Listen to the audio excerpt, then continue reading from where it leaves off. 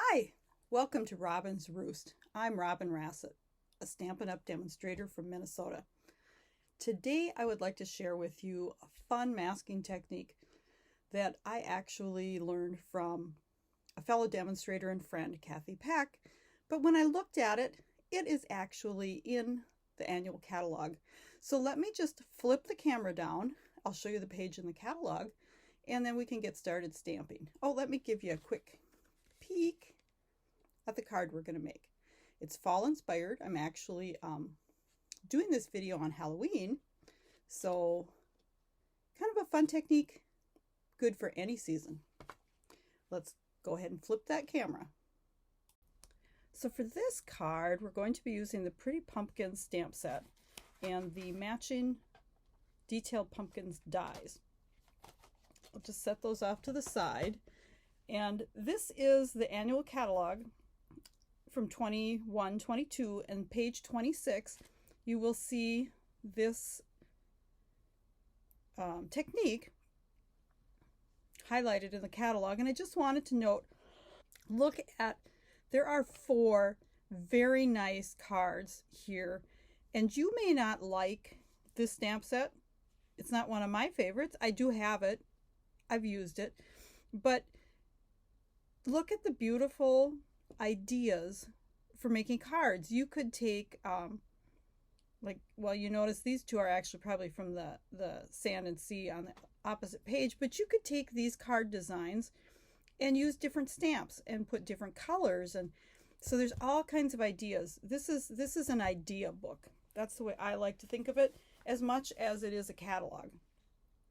So we're going to be using those pumpkins for our card. Let me just move the catalog out of the way here.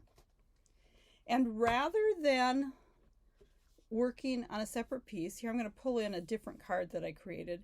So on this card, like in the catalog, I've created a strip and then done the technique on that and then matted it. But for this card, we are going to be stamping directly onto the card base. So it's like actually 2 less layers probably. It's directly on our card base. And then we're adding a little bit of detail with the pumpkin dies. So we're just going to use our grid paper a little bit here to line up. And I want about 1 inch on each side that's covered up so that I have room for my greeting on the bottom. And then just to kind of match it on the top.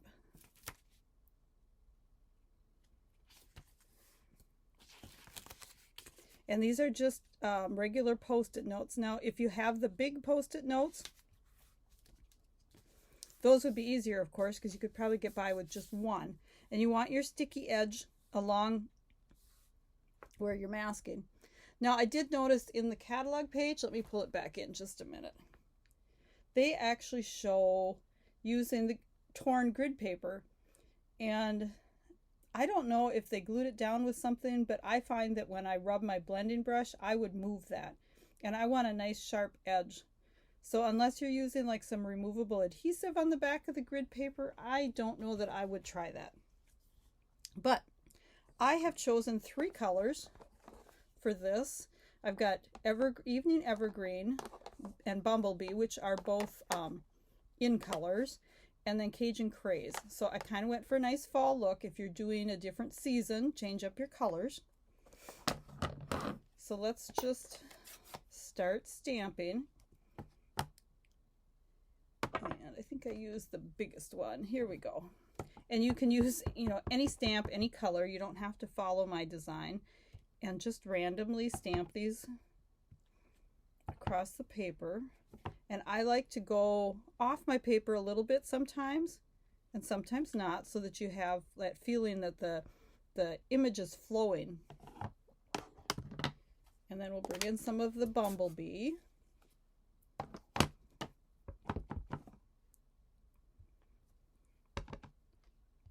So it's kind of like the wind is blowing these images across the paper.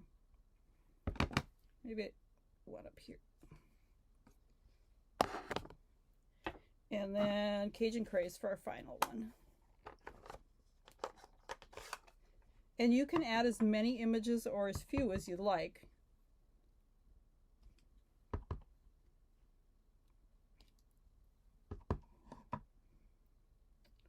Let's see, where else do I want some more Cajun craze in here, but I've kind of filled up my space a little bit, haven't I? Maybe one more right here. Okay, so now we have our images on there. You might want to leave it dry for just a few seconds so that when you start doing your blending, it doesn't smear your ink. Okay, I like to start with my lightest color. I don't know why, maybe just a habit. And what you're going to do is you're going to do the blending in the color that you stamped, kind of in those areas, if I'm making sense. So you're going to go over the bumblebee leaves with the bumblebee ink and the blending brush, and then come in with the Cajun craze. That got a little dark. You might want to start off of your paper, which I usually tell people to do, and then I don't, so that you don't get that big blob of dark color. And it is so amazing how dark this ink will be once you move the masks off. It just always amazes me how you can hardly see the color when you're doing the blending, and then you take the masks off and it's like so dark.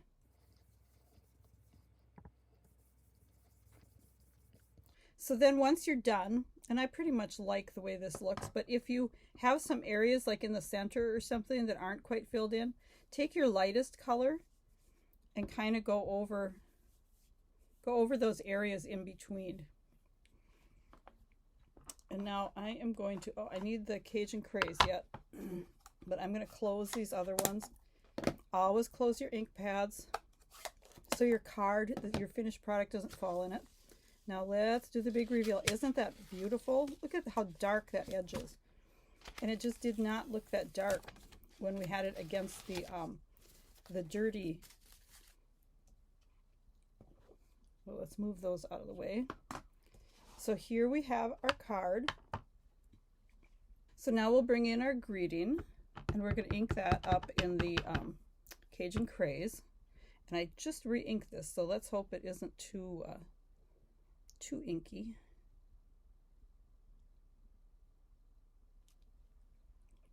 Perfect. Because I noticed on my last card, my Cajun craze ink pad was getting a little bit dry. So I re-inked it before I did this card for you.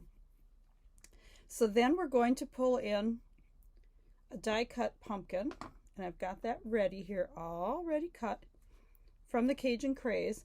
And I just wanted to show you, I did some experimenting, and I tried some different colors.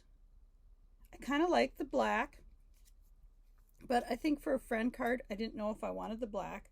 And I tried pumpkin pie, which was okay too, but I tried, oh, and now I dropped a blending brush on this one. I tried the bumblebee, but I did go back to my, to liking the Cajun craze, because it kind of stays with the colors that I have on here, and it's nice and dark so it shows up. And then I cut two of these little leaves. They're kind of hard to see, maybe if I lay them down. And they have like notches so they can fit around the stem. Isn't that so cool? So I'm just going to adhere these on at the same time that I'm adhering it to the paper.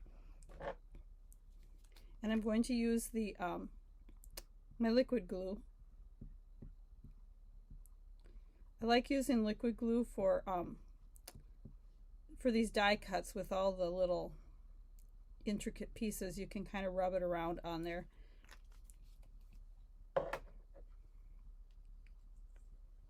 Now if we can flip this without it all falling apart.